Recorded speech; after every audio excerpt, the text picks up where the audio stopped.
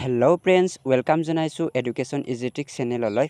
মই ইয়াত ক্লাছ 12ৰ পল ছায়েন্সখনৰ এক্সামত আহিবলগীয়া কিছুমান ইম্পৰ্টেণ্ট MCQ আলোচনা কৰোঁ।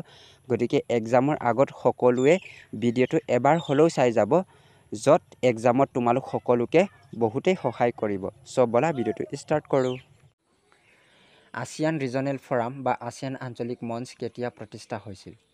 1994 চনত। পৰৱৰ্তী কুৱেশ্যন আমি চাম। ভাৰত আৰু আছিয়ানৰ মাজৰ সম্পৰ্কৰ মূল স্তম্ভকেইটা কি কি আছিল? তিনিটা। বাণিজ্য, সংস্কৃতি, যোগাযোগ।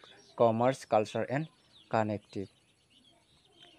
ছোভিয়েট ইউনিয়নৰ কোন প্ৰজাতন্ত্ৰই প্ৰথমে স্বাধীন ৰাষ্ট্ৰ হিচাপে ঘোষণা কৰা হৈছিল? ইয়াৰ উত্তৰ হ'ব লিটুৱানিয়া।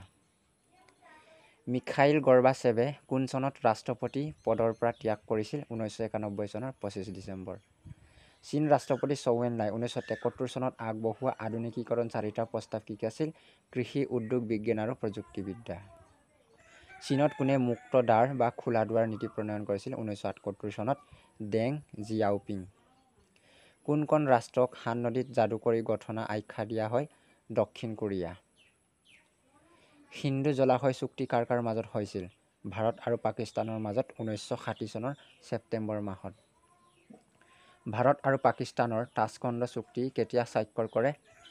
1966 চনত। বাংলাদেশ কেতিয়া স্বাধীনতা লাভ কৰিছিল? 1971 চনৰ মাৰ্চ মাহত।